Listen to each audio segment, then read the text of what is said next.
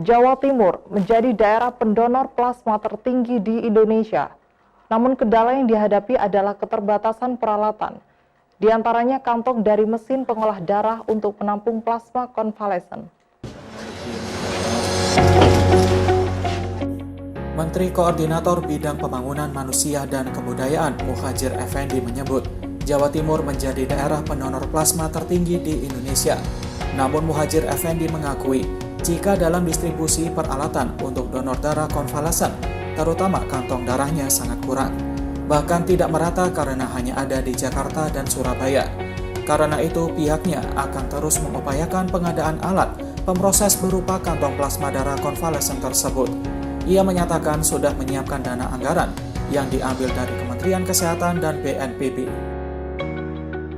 Masih sangat kurang, di samping itu juga belum merata. Ini alat sebagian besar di DKI dan di Surabaya. Surabaya ada 4, DKI kalau nggak salah ada 16. Karena itu akan kita sebar supaya merata terutama luar Jawa. Dan hanya memang ada, kalau masalah pendanaan sudah kita atur dari Kemenkes dan BNPB, hanya memang peralatannya yang masih langka ini pasang. Ya, hanya bukan pasar Indonesia, pasar dunia. Karena sekarang ini orang dunia mulai sadar bahwa plasma konvalesen ternyata menjadi faktor pembeda untuk penyembuhan. Nah sekarang mulai, apalagi WHO juga sudah merekomendasi, juga sekarang rame-rame cari alat ini.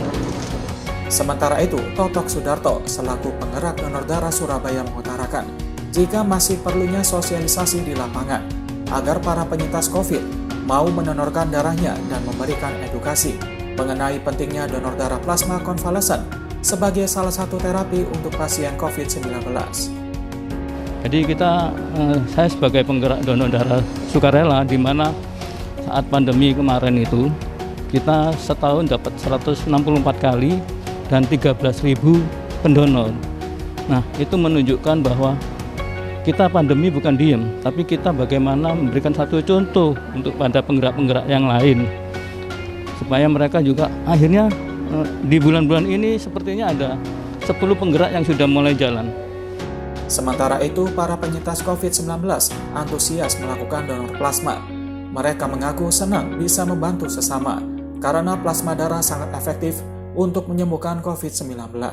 Bahkan bisa mencapai 100% sembuh bagi pasien kategori sedang COVID-19 dan 86% bagi penderita COVID yang lebih parah.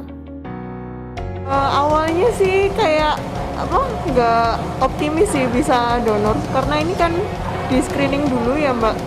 Cuman jadi nggak semua bisa donor, dan ternyata waktu hasil screeningnya keluar saya lolos.